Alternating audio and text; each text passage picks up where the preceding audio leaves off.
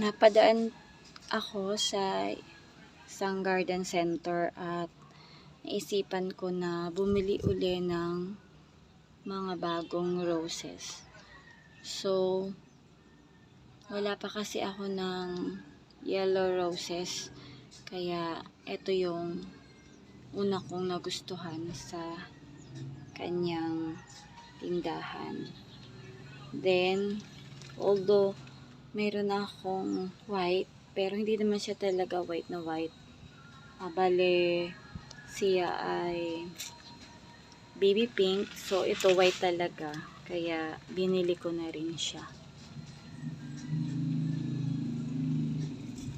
Then, ang sabi, ito daw ay ang bulaklak ay kulay brown to rust.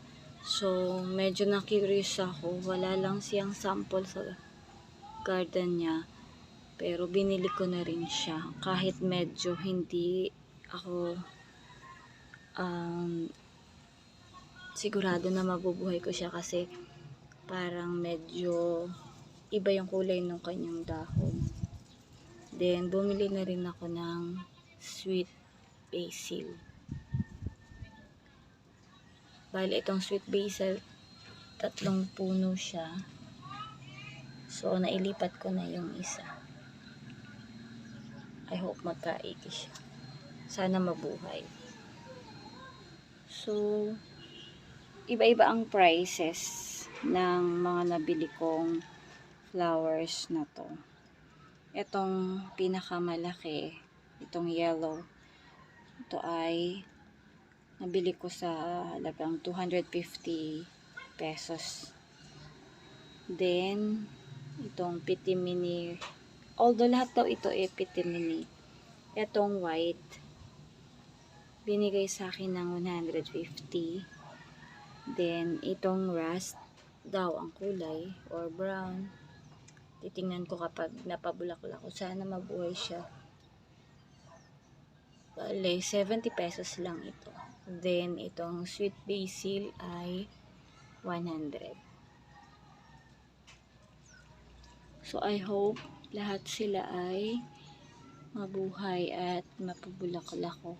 So, ngayon naman ay maglilipat uli ako. Kasi, kapag daw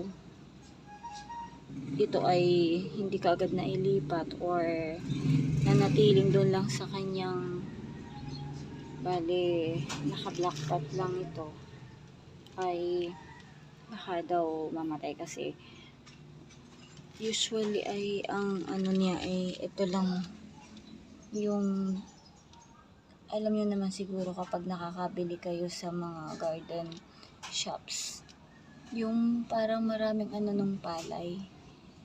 So, ililipat ko siya sa mas maraming lupa.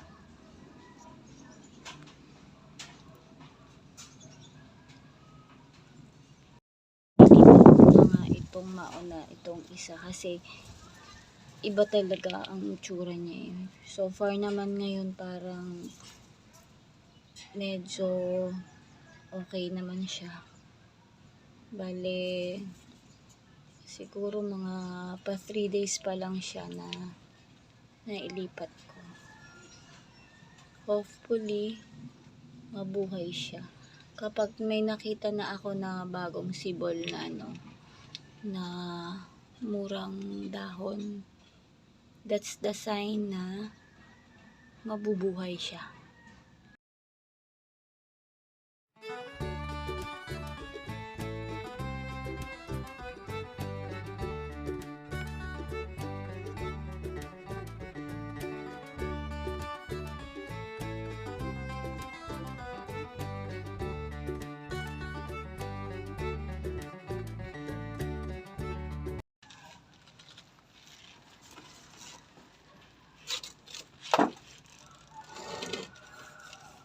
So, lalagyan muna natin ng konting soil ang ating pot.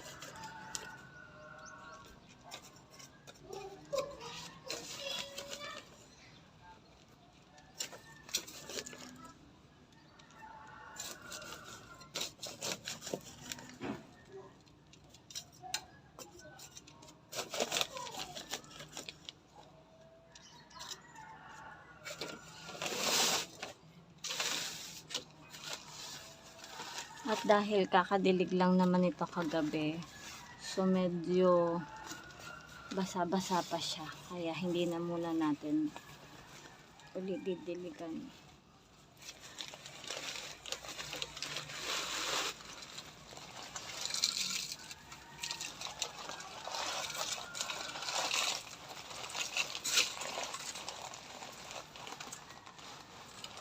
So napakadali lang tanggalin.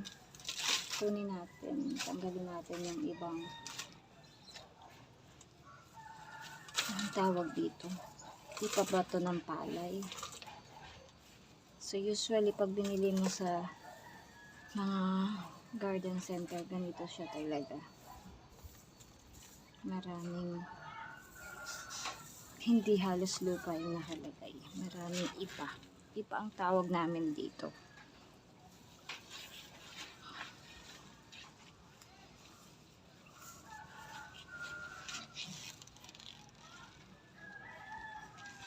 So bawasan pa natin, masyado pa rin marami.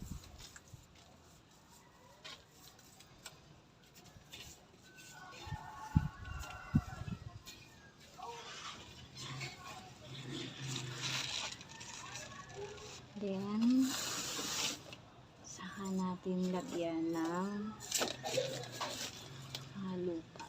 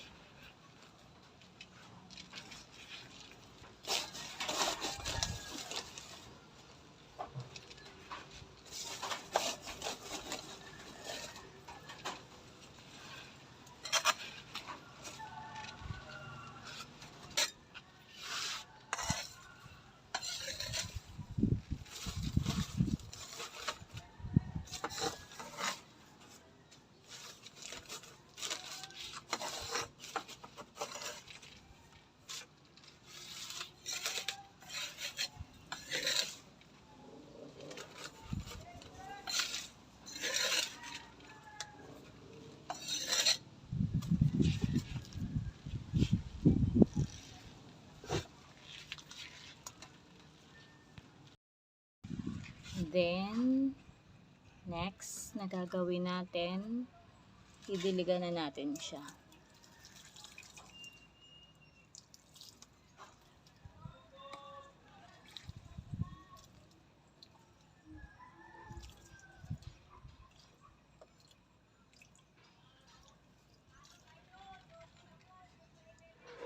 At ilalagay natin siya sa medyo shady na lugar. Hindi muna natin siya ilalagay sa direct sunlight kasi medyo naninibago pa siya dun sa kanyang lupa. Kaya kapag nasanay na yung mga ugat niya, saka lang natin siya ilalagay sa direct sunlight kasi ang roses ay gusto ay direct sunlight.